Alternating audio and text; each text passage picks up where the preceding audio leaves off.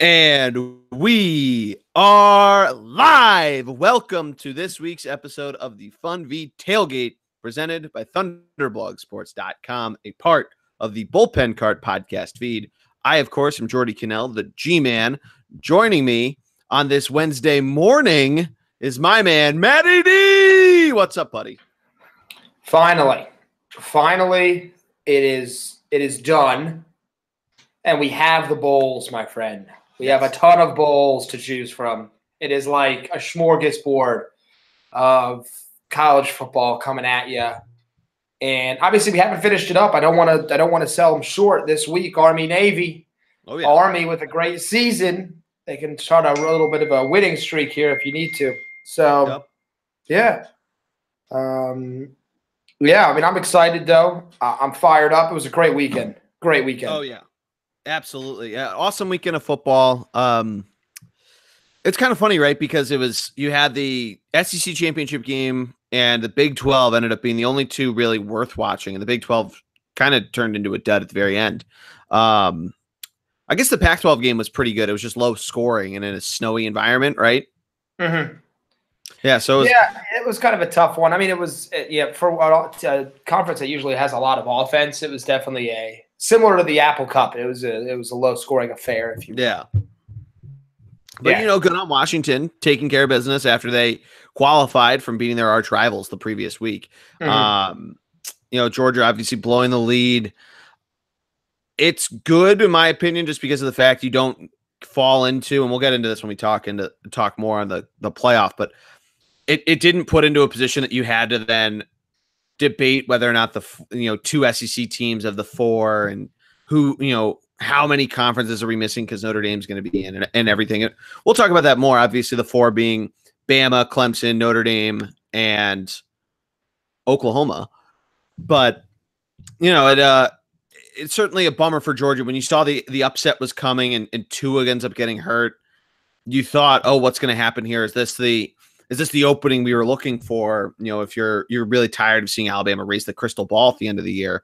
And then State, I mean, you knew that happening against North. You knew rolling hard and fast since beating Michigan. And, Northwestern was going to have to keep it low scoring. It's hard to do that anyway. And now Dwayne Haskins, rightfully so, is a Heisman finalist. Yeah, absolutely. Obviously, the biggest news really this week that broke might have been – well, not might have been. It's Urban Meyer stepping down after the Rose Bowl this year, which is just a huge, huge deal, if you will. As a huge Ohio State hater, I'm still not happy to see him go for health reasons. That sucks. Second time in 8 years he's had to step away from coaching due to the issue with there's a cyst, I believe, in his brain that's causing him a ton of pain. So it's a little sad, I think, just because he's a pretty damn good football coach. Yeah, it's one of those.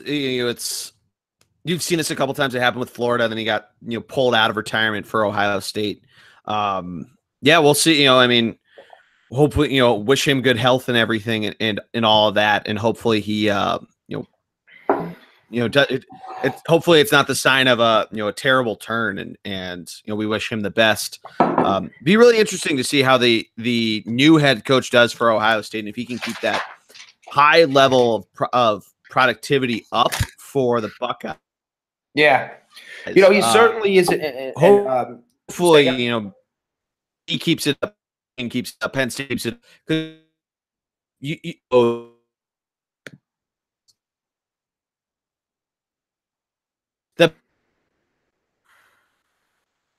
I'm losing you here, my friend. Can you hear me? I can hear you. Could you hear me? I lost you. You said something about whatever Ryan Day can do. Then I heard Penn State, and then you cut out. Yeah, you were also coming in and out. Could you hear me before? Elaborate on that for me. Like I was starting to say, we wish him good health and all that. Could you hear that whole spiel? No. I mean, you said it. Okay. I don't know where I lost you there, to be honest, because you got really choppy, and I was trying to hang on. So I was trying to listen. I was listening very intently on the words. Yeah. I was in the same boat with you. It was a little choppy. Okay. I don't know. Do you want me just to start back and say it'll be interesting to see what Ryan Day does, and we can just go from there? Yeah. I'll edit it out. Mm-hmm. Okay. Mm-hmm. All right. 3, 2, 1. Yeah, it'll be really interesting to see what their new coach Ryan Day does for the Buckeyes, because obviously it seems at least that the Big Ten West is going to be on the up and up, and James Franklin's doing a good job at Penn State. We can discuss later of has Jim Harbaugh made, how big of an impact has Jim Harbaugh made, and can he finally get over the hump, or is this going to be what does it, or does he actually get recruited away, as every year it seems like they're talking about somebody's going to try to recruit Jim Harbaugh back to the NFL. But keeping Ohio State good, keeping Penn State good, keeping Michigan good, even Michigan State, and really for the sake of the Big Ten and keeping the conference on the elite level that it's at, because it has certainly had its share of problems. And I think that the title game sort of encapsulated that, of the fact that Wisconsin having such a down year exposed the Big Ten West. We always knew that it was the weaker side of the draw, but this year definitely showed that. And if the Big Ten West is on the up and up with PJ Fleck at I almost said Northwestern, at Minnesota, with Scott Frost at Nebraska, hopefully those programs start moving in the right direction. Hopefully the Big Ten East programs, specifically Ohio State, with their new head coach, stay there as well. Yeah, no, I definitely agree. And I would tell you, this is not the same high profile. When Jim Tressel was pushed out of Ohio State due to some off the field issues, and Urban Meyer was brought in, I mean, you're bringing in a coach with some serious pedigree, obviously, from his time in Florida.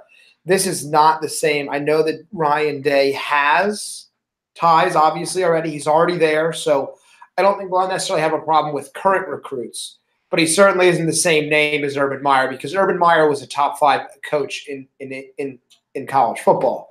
It's Nick Saban, everybody else. But Nick Saban, you think of the top 5, you think of like Nick Saban, Dabo Swinney, and I think Urban Meyer might even slot in there at number 3. Yep. So it'll be interesting to see, not in the next 3 to 4 years, but moving forward. I will tell you this. It is also going to be tough because Haskins can leave for the NFL, and he may.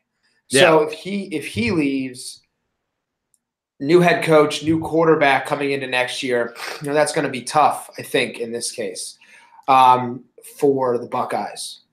Yeah, there might be a little window of rebuilding and kind of reestablishing themselves in a post. But it's Ohio State, so the expectation will be that does not happen.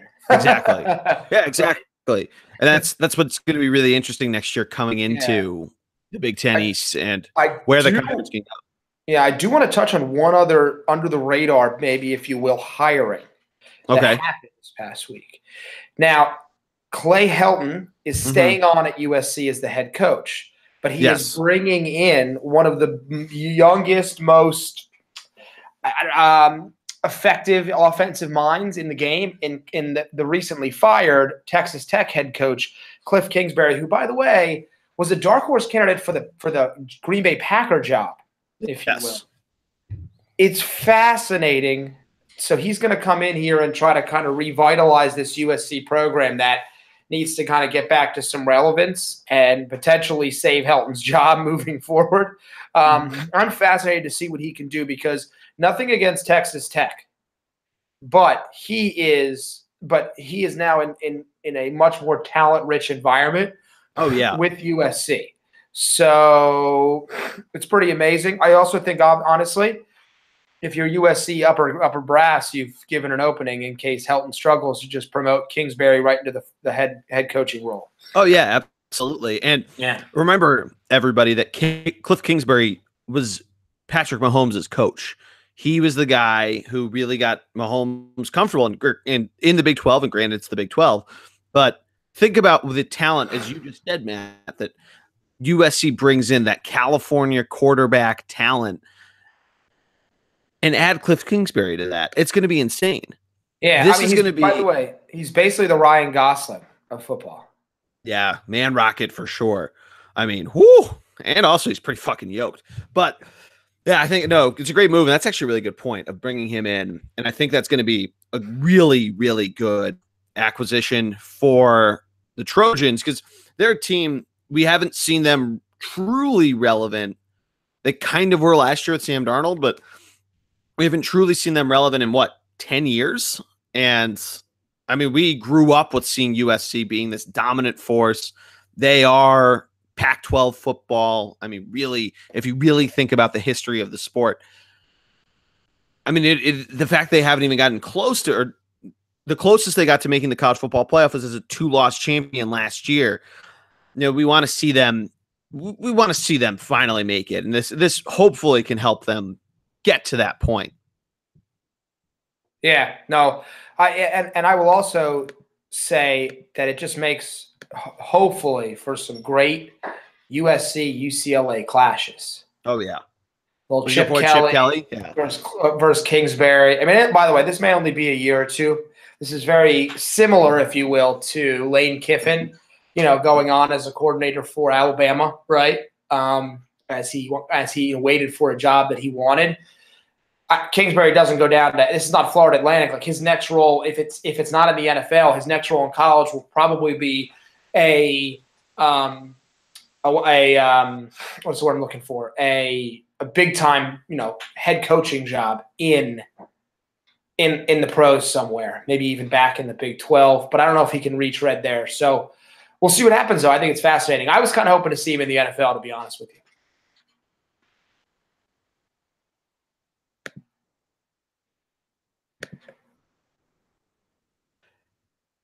And I'm really interesting to see Cliff there.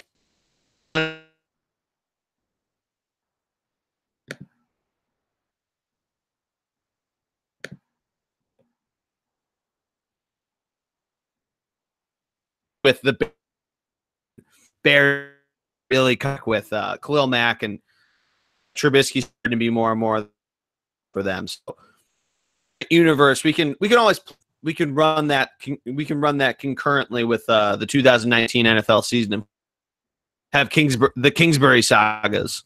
Definitely. But I mean, I want to make sure we also touch on this before we jump into all these bowl games. We got to touch on this past weekend. So there was some incredible conference championship matchups. Oh, and by the way, we joked about Iowa State and Drake. Drake almost won that game. Oh yeah, like that was weird. But anyway, I mean, I think the one game you have to touch on, it was really the biggest game of the weekend, and we talked about it, was, by the way, no chaos, right? No, nothing wild. Pittsburgh couldn't beat Clemson or anything like that. But Georgia, Alabama was everything it was chalked up to be and more. Jordy, I think I might have lost you again, my friend.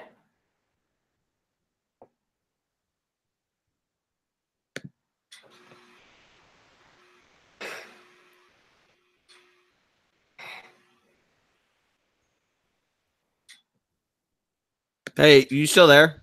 Yeah, I lost you. You just joked about Drake.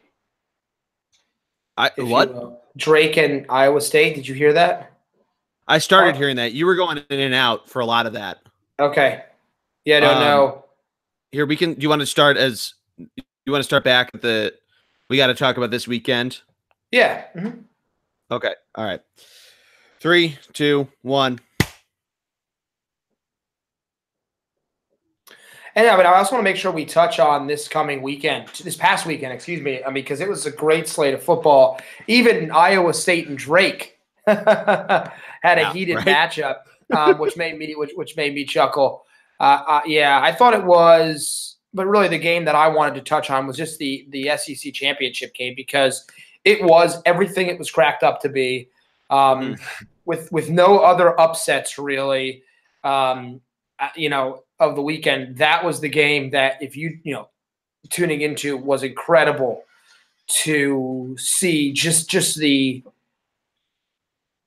I mean, honestly, you could argue Georgia's the second best team in the country after watching that game. Oh yeah, absolutely. Yeah, it was definitely it was an awesome game to see. We had a little bit of spotty service while we were up at the lake house.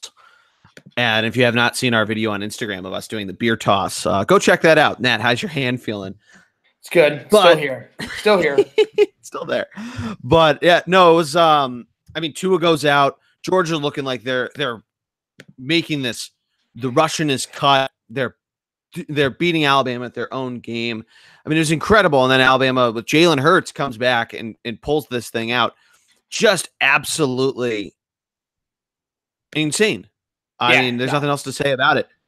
Bama showing their dominance. And I agree with you. I think there is an argument that you can make for Georgia being number 2, number 3, number 4. I do think them being out of the playoff is correct, but we can get to that in a little bit. But yeah, it would definitely of a weekend of other duds. Having a game like that is certainly something that is much needed on a lower slate. Yeah, no, I definitely agree with that. And I don't know what Hurts's plans are moving forward, but that, I would hope he would find a way to go somewhere, because he clearly just has, enough talent to at least be a starter somewhere. It showed that Alabama isn't invincible, if you will. But once again, it's kind of hard because their potential Heisman Trophy winner was hurt. And even before his injury, struggling to plant on that ankle, which is definitely a concern. I think he's going to have a minor procedure, but obviously they have a good amount of time here to get him healthy. Yes, because they're definitely going to need him against Clemson. I would tell you. By the way, if you're Pitt, you want to try to upset Clemson, and you give up a 75-yard touchdown run in the first play of the game. I pretty much smoked your hopes right there alone. That's tough. Yeah, that's a tough one. And then obviously Oklahoma and Texas, close early, but there's a reason Kyler Murray's heading to New York and Sam Ehlinger's not, because they pulled away, in particular in the second half, where they really just took off and beat Texas to me to earn a spot at number 4 in that college playoff. They won their conference. They won their conference championship game. And they lost to their rival on a last-second field goal. Nothing against Georgia. I know how good they might be, but they had 2 losses and they didn't win their championship. I think it was an easy decision in this case.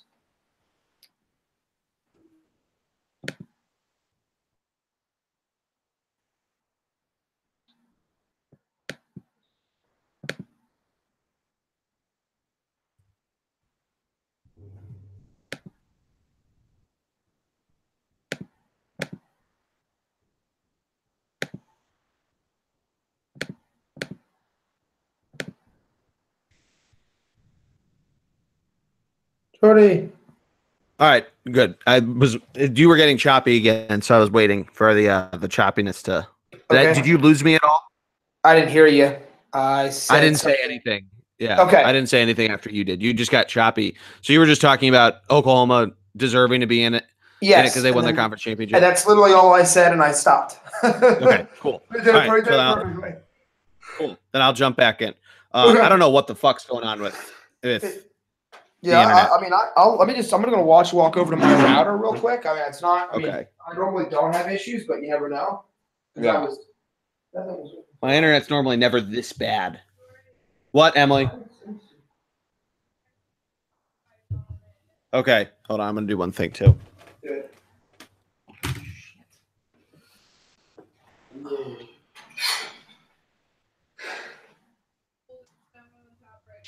Yep, I got it.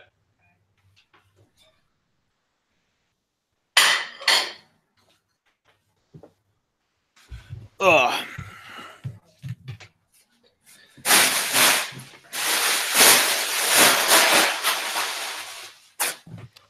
All right. Well, hopefully that worked. I turned Emily's phone off of Wi-Fi.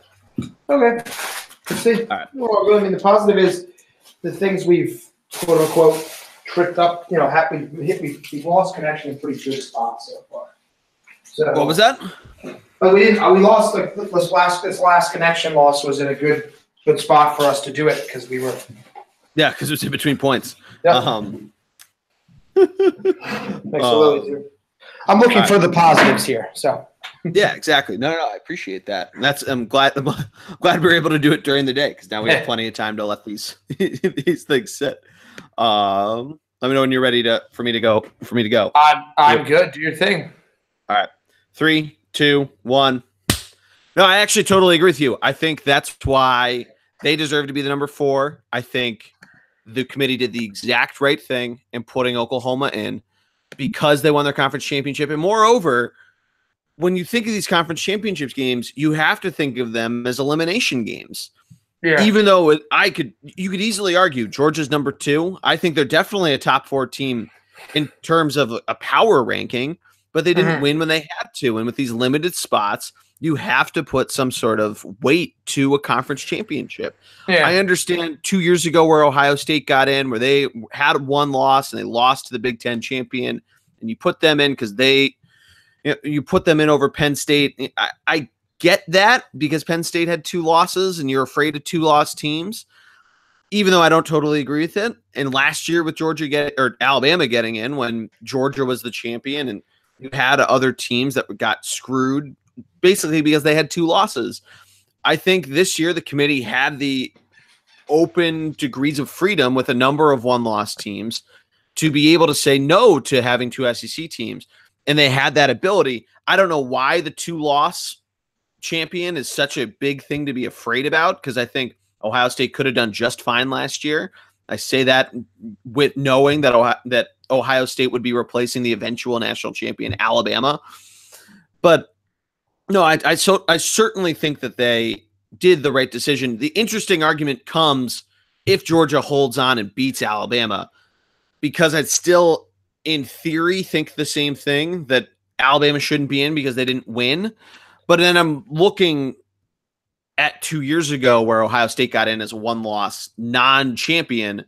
I don't know. It's just really interesting to think where the philosophy of this all goes. And I think I've said this a couple times before in the past, Notre Dame being in this playoff really adds another wrinkle of complexity. And really, I think is probably going to start opening up some of the doors of talking about, should we add an extra round of games? Should we make it 6? Should we make it 8?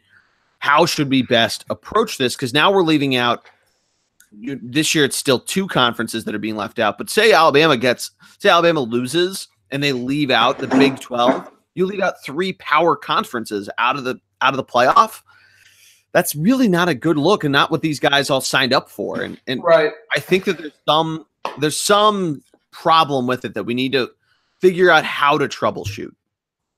Yeah, I definitely agree with that. I would tell you, if Georgia had been undefeated and lost, I would have put them in. Yeah, that's fair. That's how I would feel about it in this case. It's tough because I would tell you this. When you look at the rankings, we can dive into the ranking discussion. So if you look at the rankings here, and you play it out. If you did 6 teams, seems really legitimate to me. But as soon as I go to 8 teams, you're theoretically including Michigan, who I don't think deserves it at all after their absolute getting thrashed by Ohio State, and UCF, who maybe does deserve it. And even if Michigan didn't deserve it, who would be your 8th team? Washington, who kind of backed their way into a conference championship.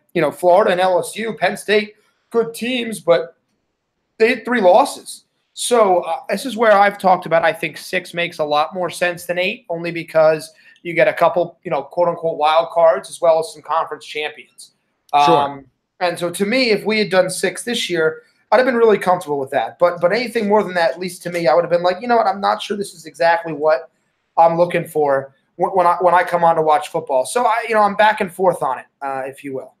Yeah, it's a really good point too, because of the fact that you get into that sort of wild card Saturday of the NFL, where you have the team that comes in as the 6th seed, or that 4th division winner that kind of is and the game that you're watching is really just a complete dud. A lot of those 2-3 games that we've seen in the past of, it's been Ohio State and Michigan State, but we saw it with Washington too. that where they can't really get it going against a Clemson or an Alabama, and it turns into a real dud of a game. And in theory, of a 1-8 system, you have UCF Alabama, which UCF without Mackenzie Milton, really, I mean, it would have been a long shot anyway. That's tough. Michigan, Clemson, maybe you get some sort of defensive struggle. Ohio State, Notre Dame, interesting enough of a game.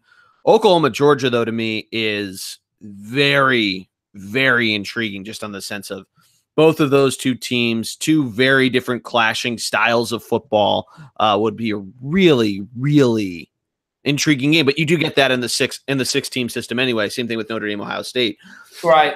And I also think it's having those games be played in like a week or two. Yeah. It'd be really cool to watch, really dive in, because some of those early bowl games can be a little difficult to watch. Oh my God. Nothing against those guys, but they can just be a little difficult. And so, yeah, I mean, I would have loved to see something along those lines, just to take a look. Yeah. And one last thing on 8-2, because you mentioned Washington, you then have to wonder if you get to 8, how do you necessarily go with automatic qualifiers? Would you say that the Power 5 automatically get in no matter what their record is, and then the 6th is the Notre Dame / group of 5 best team, and then 2 wild cards? You're starting to get locked into having to figure out if you have automatic qualifiers of conference champions, and that's where it can start getting a little tricky, especially with a team like Washington that has 3 losses, where a team like Washington State, yes, they lost to Washington, but they're probably the better football team. And, I know they're ranked 13th right now, so, doesn't really matter, but it's one of those things where you're really starting to open back up debate talk. 6 right. Really gets you. It affords you to reward conference champions, even if they're not a top 4 deserving team, but also reward a team like a Georgia who had this great season. Or if, say, Notre Dame had lost, I'm trying to think who they played. Say they lost to USC. That's a bad example because it's their last game of the season, but then they at least get a shot at it too, of, even though they don't have a conference championship game, to prove their worthiness. Yeah, no, I definitely agree with that. 100%. So that would be something that and once again, I always allude this to that there's talk about trying to expand the NCAA tournament. And I'm like, well, wait, time out.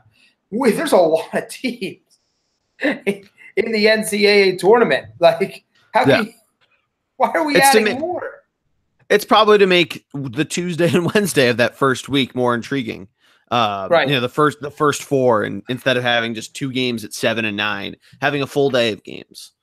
Yeah. And I get that. I just like that. That's my big thing, if you will. Yeah. Is the why in that regard. So sure. Go ahead. I was just going to say, my biggest issue on the college football playoff system, and granted, this comes from the bowl game, the traditions of the bowl games, having the Rose Bowl on New Year's Day. I still am not a fan of the fact that you have 4 weeks between your conference championship and the playoff. I get you're building up to the big bowls and whatnot, but I think it's utterly absurd that you're giving that these players not only they have to go take finals and whatnot, but the fact that there's so much downtime that it creates such a weird variable of who's going to come out of the gate faster and whatnot, and almost like a complete reset. I don't know. It's just, for whatever reason, it just doesn't sit well with me that we wait 28 days between the seriously meaningful games in this playoff system.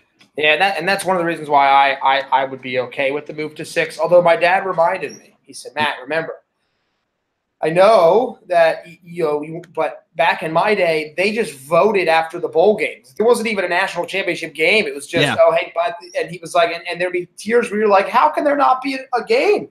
So I always laugh when he tells me that. But yeah, looking back at the college football championship system it's absurd of how it used to function. Really, before we were born, that's how it was. And right around like the mid 90s, they decided to add in, I forget what it was called, the pre-BCS determinant, and that quickly went away. The BCS came in, and it quickly saw all of its controversy really arise. Yeah. And then I think the playoffs done a good job, and it's certainly building the purpose of having 4 teams in there. And once the teams start playing, nobody really cares about who got snubbed. Just like with the NCAA tournament, nobody cares about who ended up getting snubbed, especially if it's, Alabama goes on and wins, Ohio State in 2014 goes on and wins, or even in the basketball tournament, Syracuse a couple years ago was they got in because they're a big name program, and then Jim Boeheim takes them to the Final Four. I mean, it doesn't matter once the ball goes into play, whether it's the football, the basketball, the baseball, the hockey puck, the rugby ball. I don't know why I used rugby there, but it doesn't matter once everything starts going. Yeah, no, I definitely agree. I would tell you, let's take a look. We're going to be doing, bowl previews. I would say on a relatively. Next week we're going to jump right into it. Yeah, I would tell you this early on. If there was a game for you to kind of try to tune into, just up front on December 15th, so just over 10 days. First day of bowl season. Yeah, the one I really like there is Fresno State, Arizona State. Yes, I'm glad you brought that up. That is a fantastic bowl game. Yeah, and we don't have to I don't want to dive, once again, too much deeper there, but I want to point that out. I think that's the best first one there. So we'll see what happens. I would also tell you that, well, I guess we want to just touch on the rankings real quick, because we really didn't bring up the biggest non-playoff ranking, which would be who is 5 and who is 6. Sure. I think they got it right. Georgia at 5 and Ohio State 6. Okay, so I guess because it would have been interesting my question to you is, if Oklahoma lost to Texas, would that have meant that Georgia got in over Ohio State? I think that does. I think that is exactly what it meant. And I think that's right, though. Even though I'm contradicting myself, but I think Ohio State's loss to Purdue was so bad that it's such a bad taste in everybody's mouth that it's basically, do we really want to do this again of putting a Big Ten team in against Alabama that looks like they're going to steamroll everybody and have this really shitty playoff game where Alabama wins 40-0. Where granted that was Michigan State that did that against Alabama, but Ohio State came back the next year and put up a dud against Clemson when we thought that was going to be a great game. Right. That probably is what the committee was thinking, and that's partly so. I guess good on you, but is the Big Ten has reputation problem with Ohio 4 years ago. Yeah, no, I agree. I thought it was just interesting there. Honestly, the top 8, I kind of wish they had bumped UCF above Michigan. I don't know.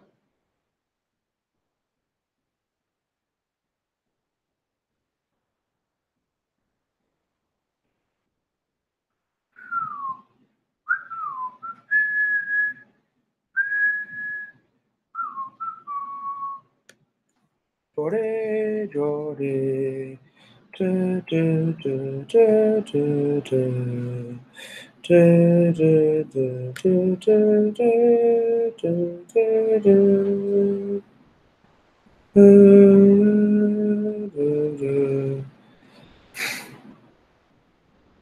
All right, now I'm hearing you sing. Yeah, I was singing so you would hear me as soon as I came back on. You just stopped talking about the ranking of Georgia and Ohio State, and I was going to talk on, but I stopped because I lost you. Okay, so I just stopped talking? Yeah, literally just stopped talking. All right, perfect timing. Nice. What the fuck is going on? Not sure. We're battling through it, though. We're battling through it. It's a really great Dr. Jordy editing job from me. There you go. Yeah. All right. Yeah, I was going to make a comment on some other rankings, basically. Okay, hold on. I'm going to say bye to Emily since she's about to leave. Do your thing. Well, aren't you leaving in like 8 minutes? I'll say bye to you now. I'll say bye. I'm going to say bye to you now. Bye, Emily. I love you. All right. Look, because we're in the middle of an internet issue. Yeah, I don't know why our internet's so bad. You want it? I make fun of her accent. All right, you ready? Yeah. 3, 2, 1, go. Yeah, it's a great point you make there too. It's just it's all you always contradict yourself when you get this nitty gritty stuff.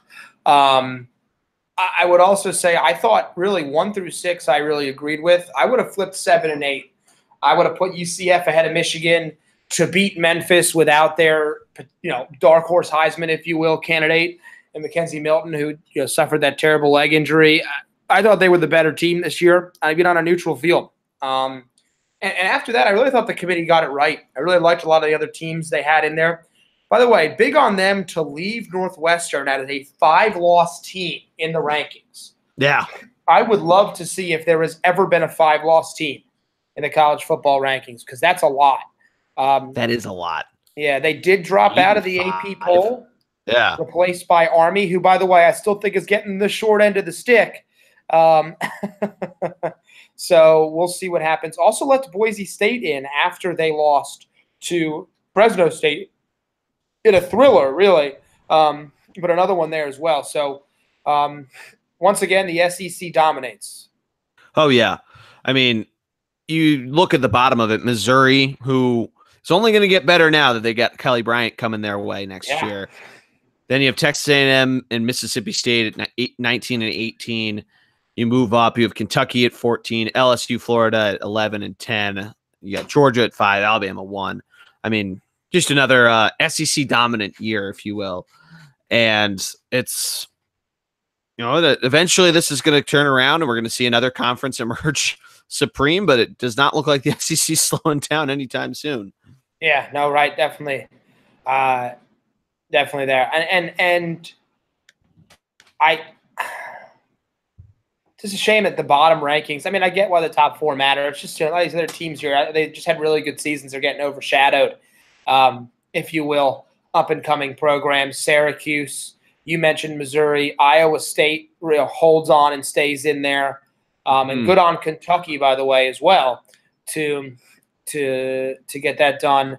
They will have a tough bowl game, but we'll see if they can get to 10 wins as they take on Penn State, in which will be the last what's it called? Last Trace McSorley game as a Penn State Wolverine. So it'll be interesting to see if they can get to that 10-win season.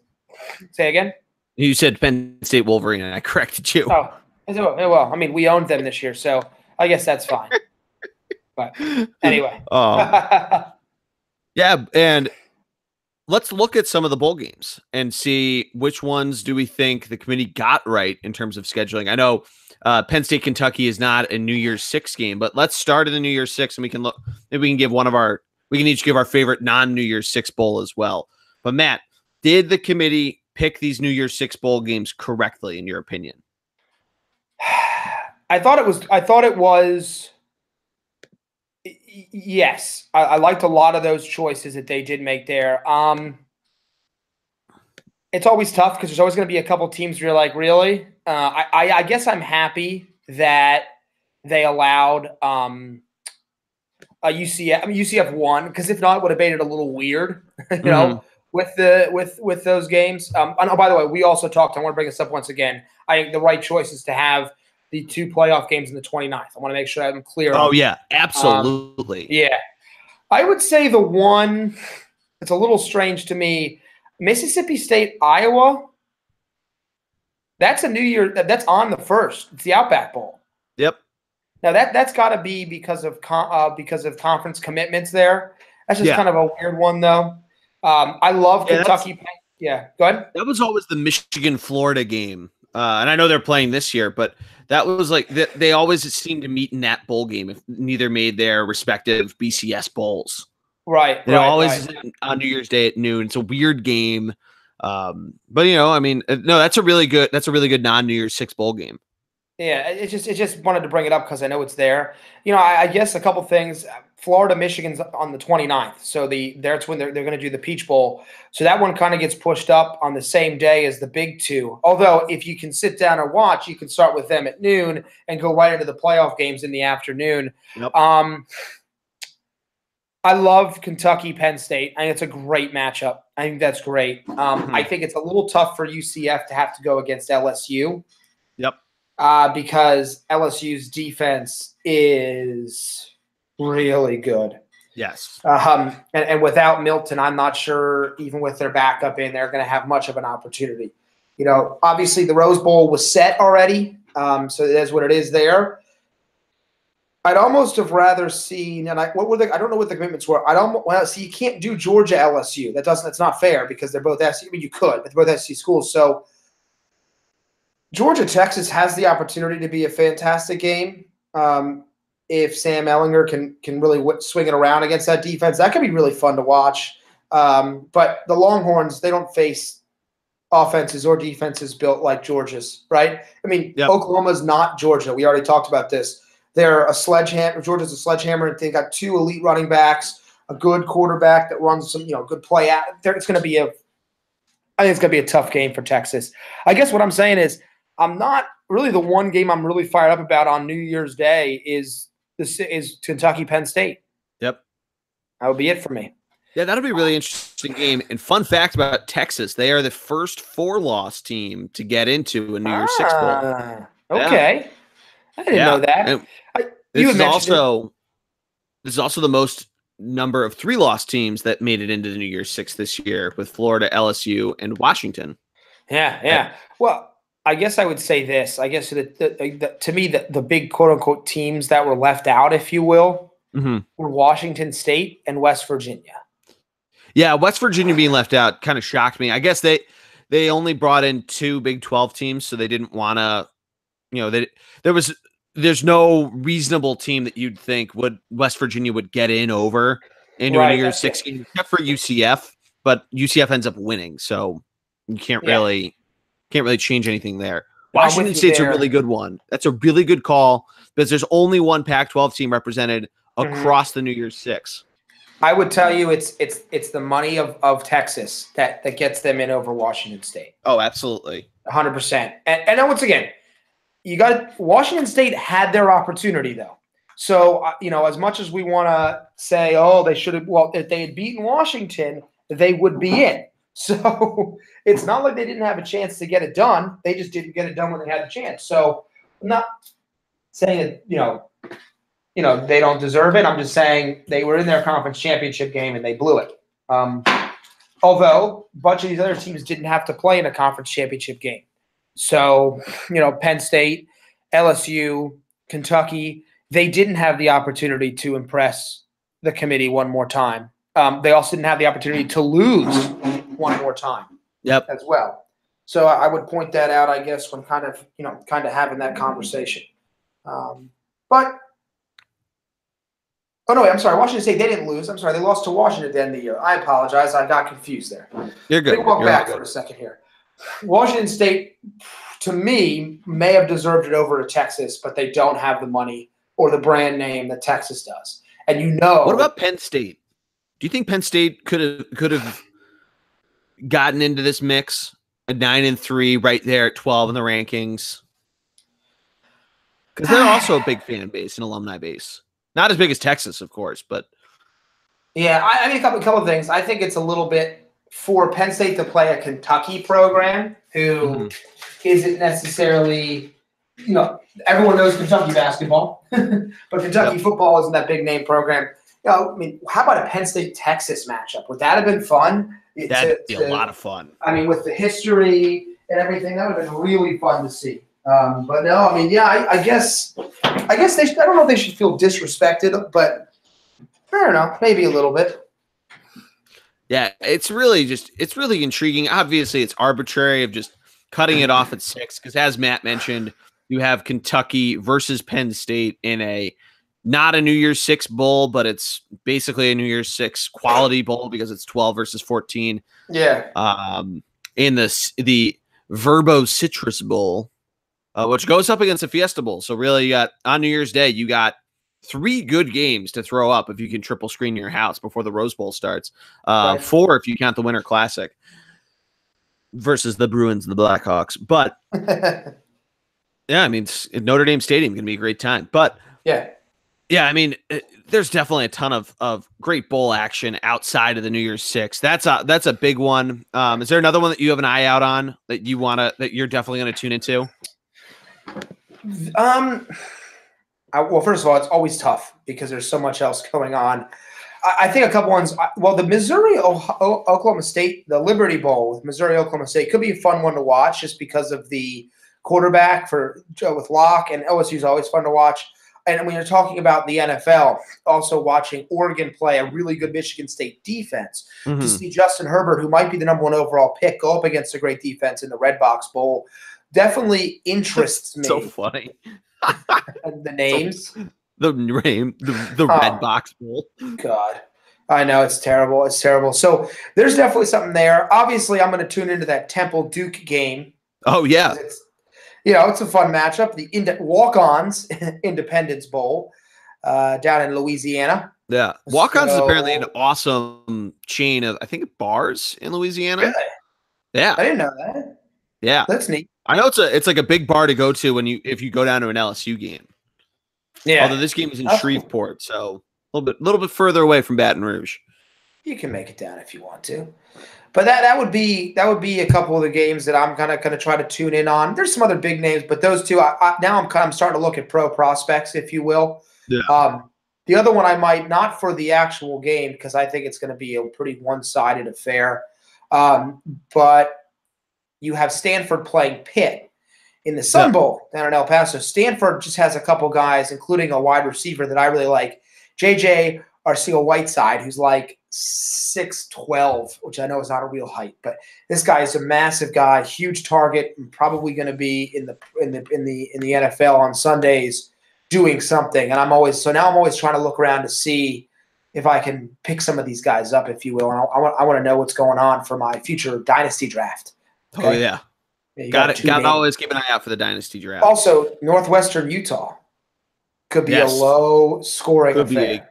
Great game there. Yeah. The two that I have are both on the same night. I'm looking out for the Camping World Bowl between West Virginia and Syracuse. And then right after that, the Valero Alamo Bowl between Iowa State and Washington State. I know you mentioned that before, but that's gonna be a lot of fun. Yeah, no, I would actually definitely agree with those two. That's gonna be a good back-to-backer right there. Yeah. Some great quarterback play, some great offense. I think both have the opportunity to be high scoring. And right before that's the Music City Bowl between Purdue and Auburn. And I'm not mentioning this because of the matchup. That could be all over the place because Purdue's been pretty inconsistent, as has Auburn.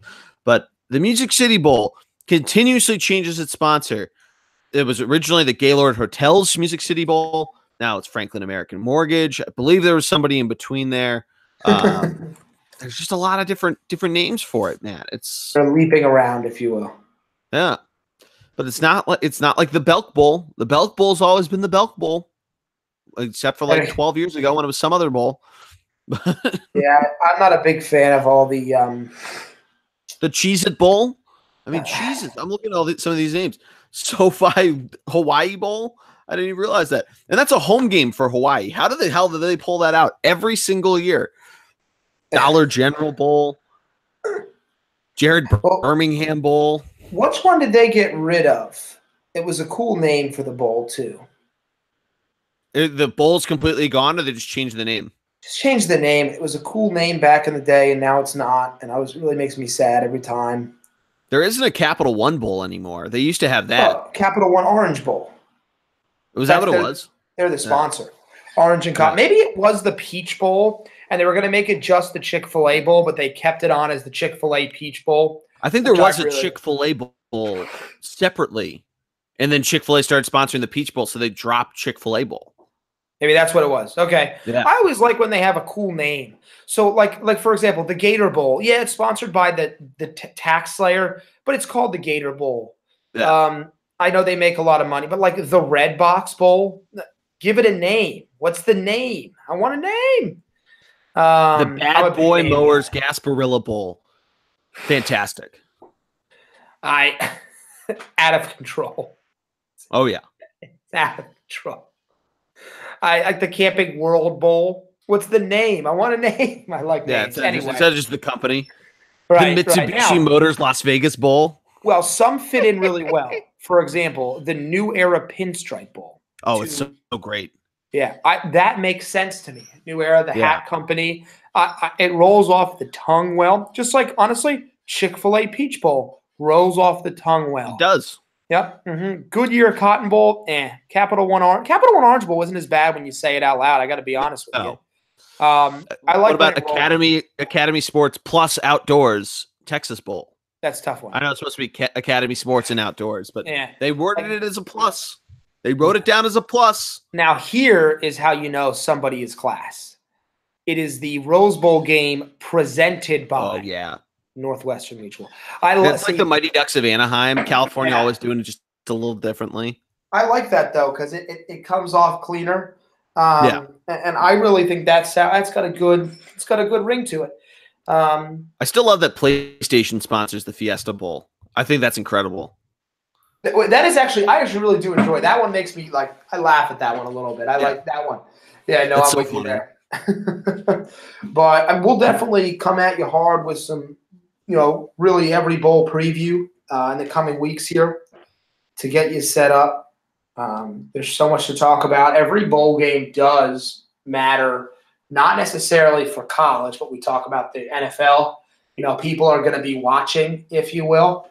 But we'll be able to watch as well and probably pick up some really good potentials. But I guess before we wrap up college, Jordy, they're announcing the Heisman this coming weekend. Yes. Right after Army-Navy.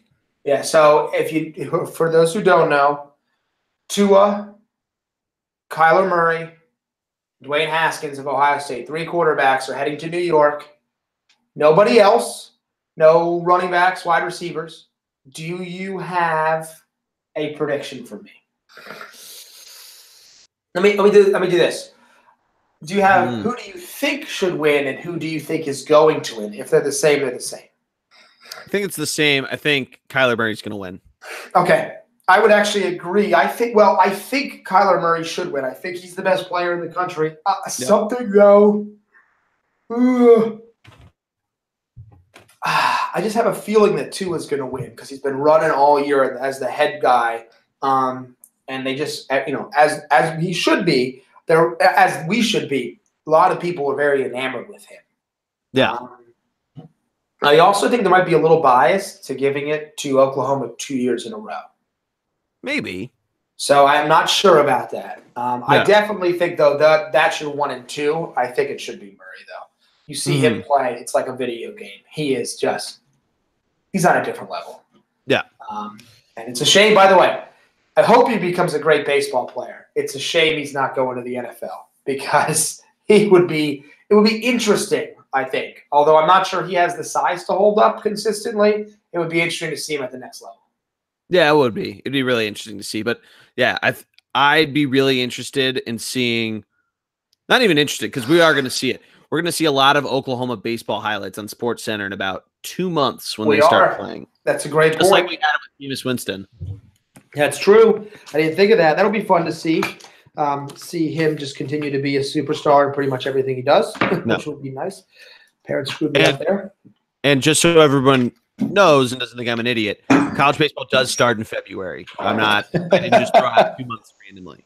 I knew that. They go to Florida. They go to Florida and play. Well, some people might be out there thinking that I'm an idiot, which is true, but I know at least college baseball start time. Randomly. That's a good thing to know. Good thing to know. No. Are we ready to make the jump? Let's do it. We finally are getting back to the NFL. We gave a little preview last week. We kind of ran out of time and gave some quick highlights to it, but obviously missed Thanksgiving week because we were too busy stuffing our faces with turkey. So, Matt, we got a little bit to catch up on. Both with our Eagles and just around the league as well. Let's start with the Eagles, though, Matt, because it's been very much up and down since the last time we spoke about the Philadelphia Eagles Football Club. Yeah, well, I mean, it was a really good win to me on Monday. That's kind of how I felt about it. We still have our issues. We're not perfect, but we found a way to win. And honestly, other than that one big play by Adrian Peterson, I thought our defense played really well. And so, yeah, I mean, that's I was, like I said, I was relatively impressed with the performance. And we're only gonna get healthier is the other thing that I keep taking a look at in this case. That's a really good point. I love the fact that they got Golden Tate so involved in the game too, because it was one of those, you saw him in warmups, and I remember saying it to a couple of people I was at the bar with, and just thinking like, oh man, like we really need to get him involved. We need him to really get going, and he finally does. 85 yards and 7 catches and a touchdown. I mean, good on you, mate. Just Josh Adams continuing to quietly have a fantastic year as an undrafted rookie.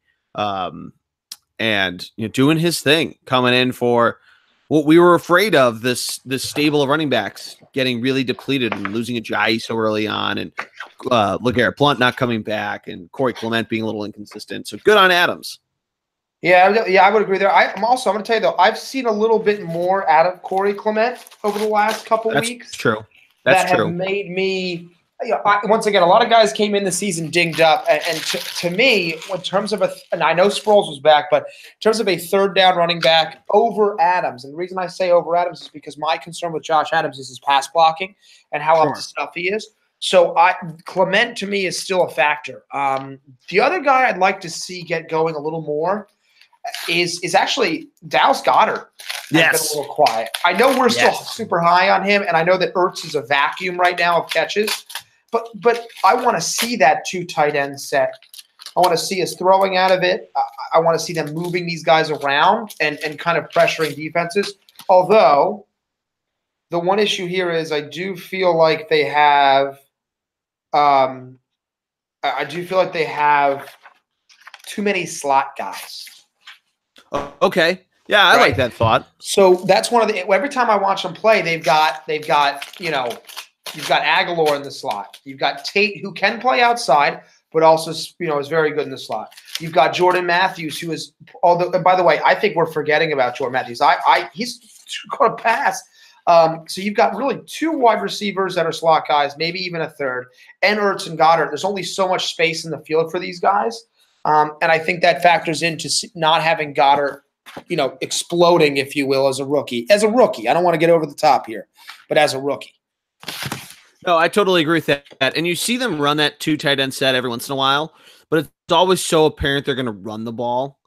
So I agree with you. If they can start getting them both really moving, and I don't know if it's crosser routes or what exactly they want to get out of there, because of how dynamic Zach Ertz can be, of how they can best get Goddard going. Like you said, he's only a rookie, so we have plenty of time to get him moving and really getting a sense of everything. Especially with a guy like Ertz, who, as a former Dallas Cowboy, Jason Witten, Matt, did you know he was a Dallas Cowboy? When he played for the Cowboys, he had so many catches, and he really likes that barbecue sauce, and I guess Zach Ertz really likes Cheese Whiz. Anyway, Zach Ertz is certainly a veteran presence as a former Dallas Cowboy. Jason Witten told us. We can get into Monday Night Announcing if you want, although I'm not sure that's good for my health after listening to them. To me, it's just brutal. I would say offensively, I think Carson is also showing a little bit. He's starting to move around the pocket, which is something that I really wanted to see him do.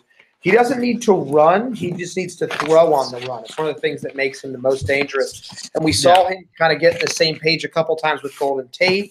Nelson Aguilar got involved. That's something I want to continue to see from him. Absolutely. Yeah, because that's what's going to make him great right now. That's what did it for him last year too. So let's keep that up. Is what I would say there. Yeah, I totally agree. What do you like their chances for this weekend against the Cowboys? It's going to be a really tough game.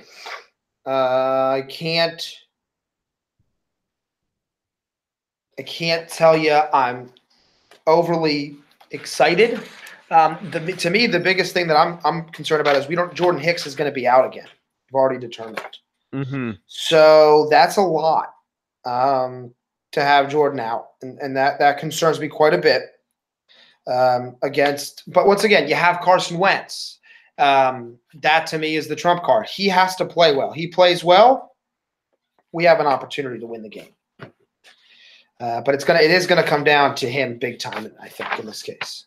Yeah, that's going to be really interesting because the Cowboys are white hot, and really, I mean, this is pretty much it. If you lose this, you're 6-7, having to go with 2 more games on the road at the Rams and at the Redskins to close out the season. Yeah, I mean, it's really make or break. If they win, they get the tiebreaker in the division, which is humongous. Yeah. But it's seeming more and more, Matt, like 9-7 is going to be the magic number to win the NFC East. Yeah, I would agree with that. And this is why this game to me is a must win, knowing that you're going to Los Angeles, which, by the way, it's the NFL. So anything could happen, but knowing you are heading to Los Angeles next week, and then you've got Houston, so you could easily go 2-2 here, potentially. So to me, that makes this an absolute must win. Yep. Yeah, I would say it's a shame that the Saints couldn't help us out, because that would have really changed things to me. So we have to figure, assuming you're going to beat Washington again with Mark Sanchez as their new starter, you got to win this game and then hope that you can find a way to beat either the Rams or the Texans. 4-0, by the way, to make this clear, 4-0, you've won the division. Oh, yeah, absolutely. Not even a question in my mind. If you're 10-6 at that point, I mean, that's assuming you beat the Cowboys, who then moved to 7-6 this week. And granted, they have a pretty easy schedule down the stretch, but that's really the other thing, and that's why it's going to be so hard, is because of these other teams' easy schedules. Because this is good. They didn't win the NFC last year. They don't have a first place schedule. Coming at them. At the Colts is a tough game. That is true. I mean, they've kind of put up a dud this weekend, but the Colts did. But I would agree with you there. That I definitely agree with. So we will see with our Birds, but I think they do have a very good opportunity this weekend. It's just a tough game on the road. You will be receiving live pictures and videos. The Thunderblock will be in Jerry World in Dallas this coming weekend. Let's go, baby. To partake in the festivities. We will be loud and proud with a lot of Eagles green on as we go up against our hated, bitter, overrated rivals, if you will, the Cowboys. Let's go, baby. Let's go. Yeah. By the way, in other NFL news, talk about a huge fall from grace. Kelvin Benjamin has been cut by the Bills. I know. I saw that the other day. The Bills, how many wide receivers did they run through? Oh, my God. I mean, you think about really starting back with Sammy Watkins. Who has had a little bit more success since leaving there, but quite frankly is probably going to be labeled a bust to where he was drafted. Sadly. But Benjamin came on with the Panthers, had a huge rookie year as this big physical wideout, first rounder, I believe, out of Florida State, and then has really struggled since. Just really not been a particularly good wide receiver.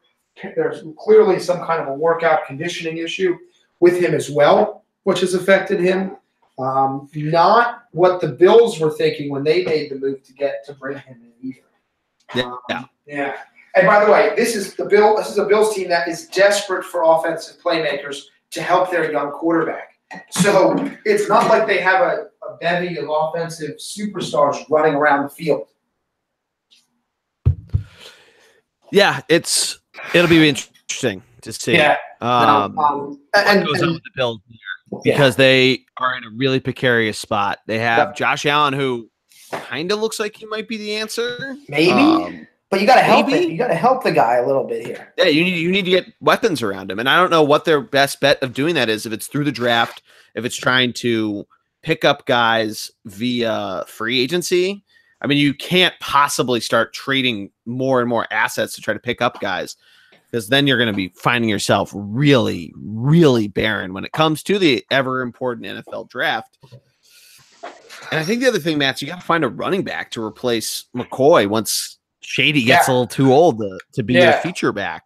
I would also tell you this: it's hard to lock a lot of money up in a running back like Shady at this point too. You can really spread that around a little bit, maybe help out. Yeah, I totally agree with that. Yeah. We'll see what goes on with them this weekend, though. They're playing the Jets at home. Yeah, they smacked the Jets on the road a couple weeks back, so stranger things have happened. They'll move to 5-8, hopefully. 5-8. They actually have they don't have the worst. Let's see, second worst points against, third worst Buffalo. Leaders in the clubhouse there would be the Cardinals, and really the Raiders have the worst point differential in the league. They are abysmal, heading towards what appears to be a number 1 overall pick, which will be fascinating. I think the other thing, by the way, they've clinched. The Rams have. Yes, they have. And there's plenty of other clinching scenarios this weekend, which we can go over. I know the Saints are very close, right? Yeah, the Saints have a couple. They can clinch a playoff berth with losses by all 3 of these teams, the Vikings, the Eagles, and the Redskins, or they can get the NFC division or the NFC South division title with a win or a Carolina loss. Gotcha. Carolina, by the way, 4 straight losses. Yeah, after really. Being 6-2 and upsetting the Eagles at that mark. Yeah. They're really turning a bad page there. I'm not sure they're going to make the playoffs. Yeah, I don't know. I don't know if they are either. Yeah, I mean, so they're sitting at 6-6 right now, and they're not looking good. I mean, their defense is just really falling apart. Yeah, defense has, and Newton's has struggled.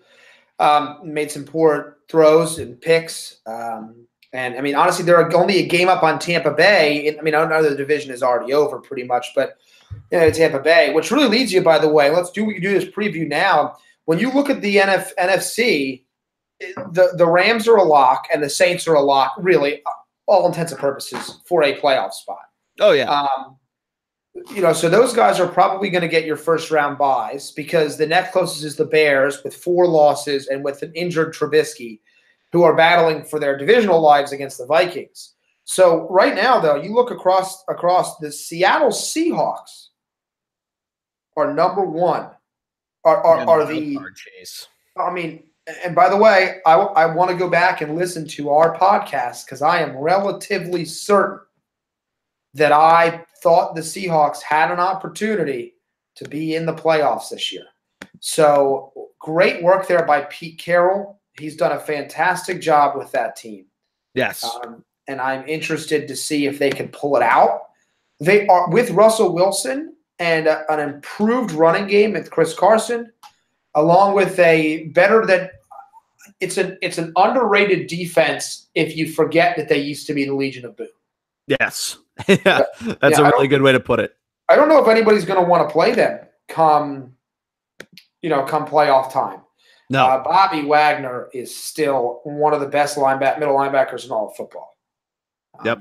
By the way, they lost to the Rams 36-31 and 33-31. They were right. They kept it close there. Both times. Yep, they were right there. So and both times they were like more than a touchdown dog too, which is just insane of how some of these lines can get drawn up in the NFL. And then the Vikings appear to have the inside track for that second wild card spot if they're unable to take over the Bears. So I think what I'm bringing up here is and then obviously the Panthers are still hanging around, and the Eagles and Redskins they're a game out of the wild card at this point. They're half a game right now. Half a game, right. Well, the problem just one less loss because the Vikings had that tie. Right. So a lot of teams are still in it in the NFC. I think the AFC is a little bit clearer. Yeah, I would totally agree with that. The AFC is the haves and the have-nots. Right. Although a couple teams have made a run here to get back involved, but I think at this point we all agree the Texans, the Chiefs, the Chargers, and the Patriots are going to the playoffs. Oh, yeah. That is one more wild card spot. Now, this is where I think that last spot becomes very interesting. Okay, so the Ravens are locked in now, but they only have a game lead on a bevy of football teams. The Dolphins, the Colts, the Titans, and the Broncos, who have roared back with 3 straight wins to 6-6. Yep. That is – it's going to be a dogfight for that last spot. I like the Ravens' chances a lot, but I can't count out some of these other teams. So it's going to be wild for that last spot. But I do think the picture's a little bit clearer divisionally and for the most part overall.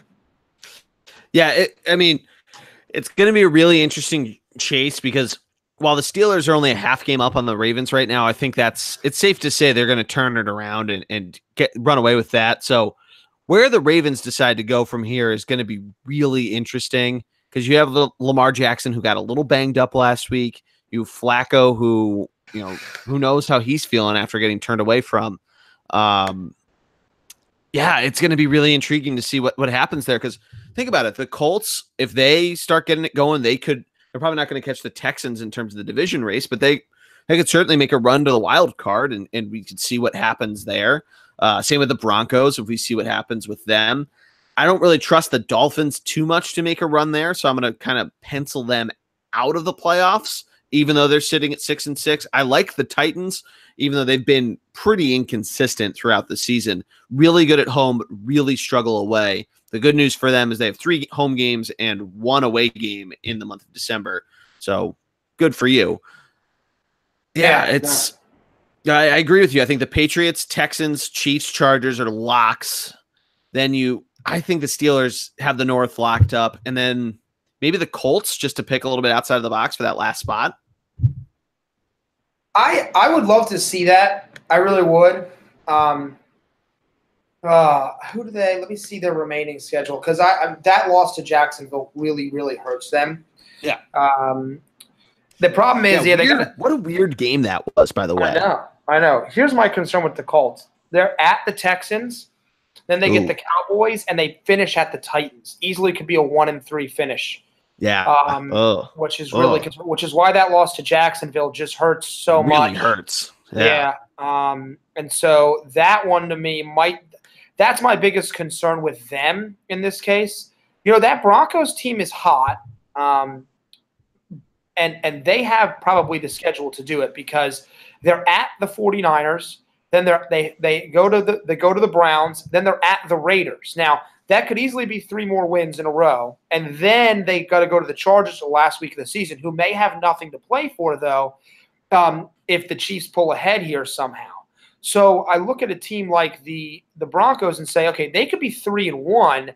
That is definitely going to be good enough, I think, to get them 9-7? Yeah. I think, and here's why, because the Ravens are at the Chiefs and at the Chargers. Now, they also have games against the Buccaneers and the Browns. So I think the Ravens and the Broncos are the 2 teams to really, really watch in this case too. Although, see, now you start looking around, though, and the Titans, Jaguars, Giants, Redskins, Colts, they could win out and be 10-6 with a record like that. Wow. Okay, all of a sudden, this picture, like, you start to look at these. And then, by the way, I think the team that doesn't make it is the Dolphins. Dolphins are Patriots and Vikings. Yeah, you got to push the Dolphins. I think at best, they go 2-2. Yeah. By the way, it's good for them. 8-8. I would not have expected that at the beginning of this year. I am still high on the Dolphins. Adam Gase has done a really good job there.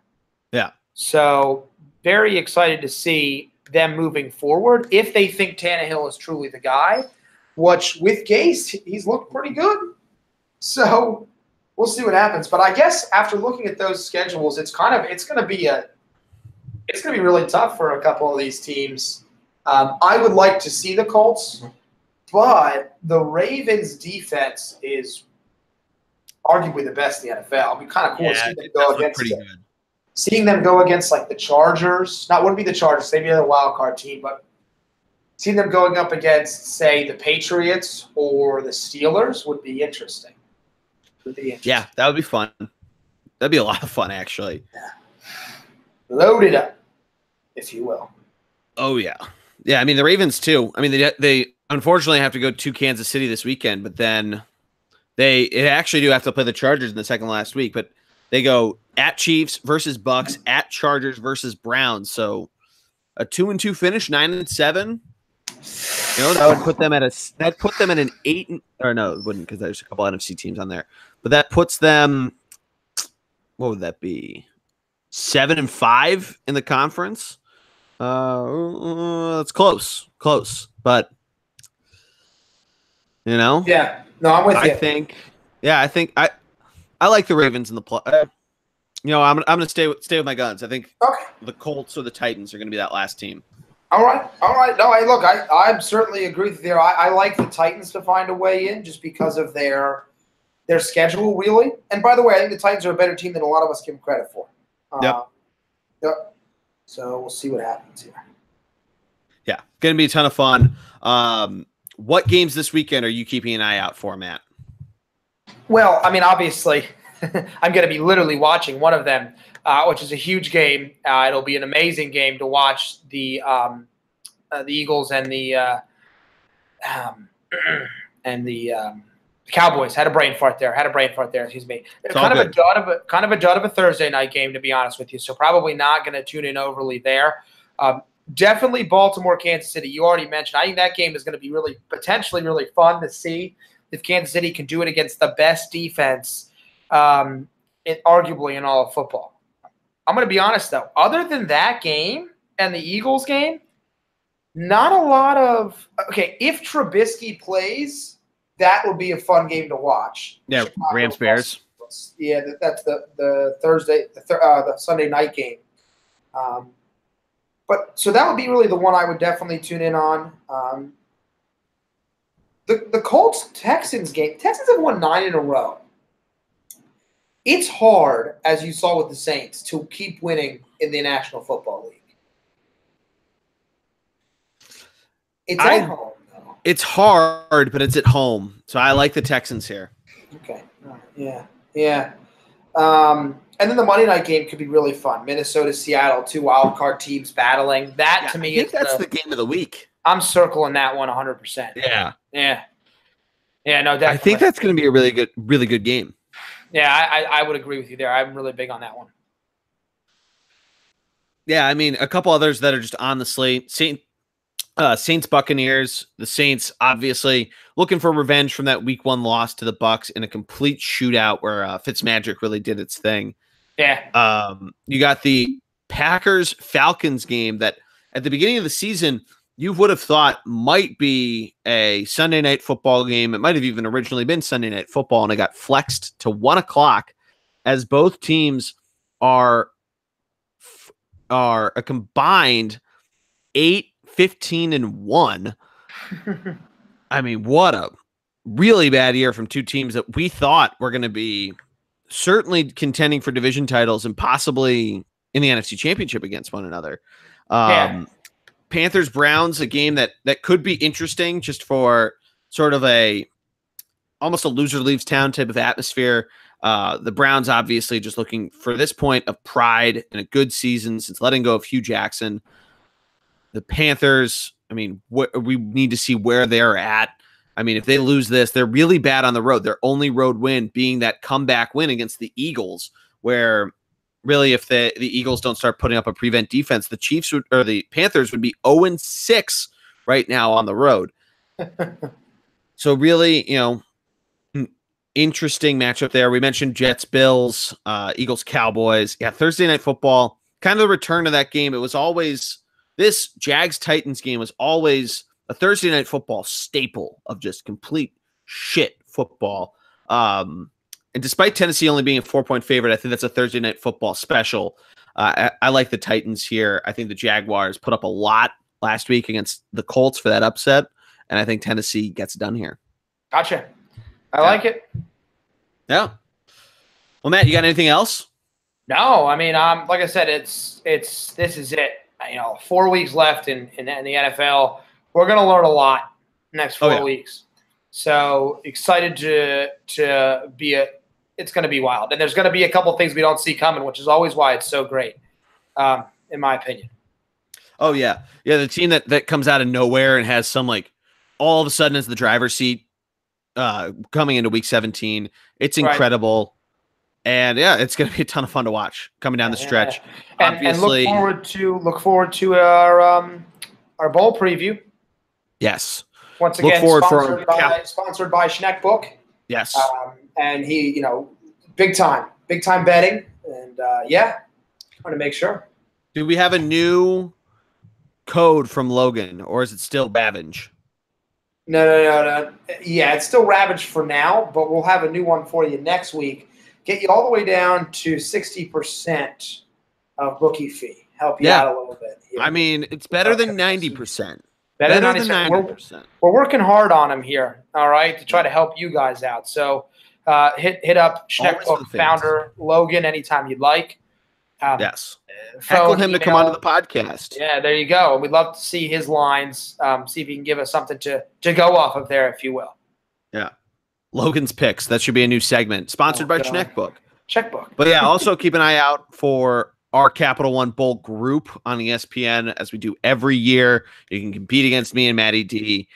I think we just do straight up. I'm not a big fan of confidence points, so that's what traditionally we've done. But if you really feel like confidence points are your thing, try to convince us, and we'll send it over to Logan, the ruly dictator of our fantasy league, who never listens to any rule changes that we try to throw his way. No, never does.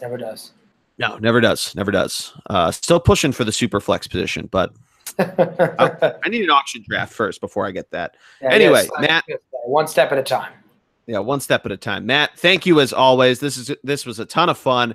Again, keep an eye out for Matt and his whole crew down in Dallas. If you see him, buy him a beer. Matt loves beer, and you'd really make his day. You find me in Dallas, I'll buy you a beer. How does that sound, anybody? So there you go. Now I'm going to fly to Dallas. Hey. But yeah, follow him on Thunderblock Sports on Instagram for all the stories, all the posts he's going to throw up. Should be an awesome time. I'm going to be at the Flyers game Thursday night for 90s night. Can you imagine a Saved by the Bell with Gritty, Matt? I'm excited to see the pictures. Yeah. I really am. I really am. Yeah, so keep an eye out for that. Follow us on Twitter, ThunderBLG, ThunderblockSports.com, of course, where you can find the posts for the podcast. Perhaps you're listening to it there, our blog posts, all that good stuff. But that's going to do it for us for this week. Thank you, as always, for listening. Make sure you like, share, and subscribe. For my man, Matty D, I am the G-Man, Jordy Cannell. Have a good weekend, everybody, and let's go, Birds.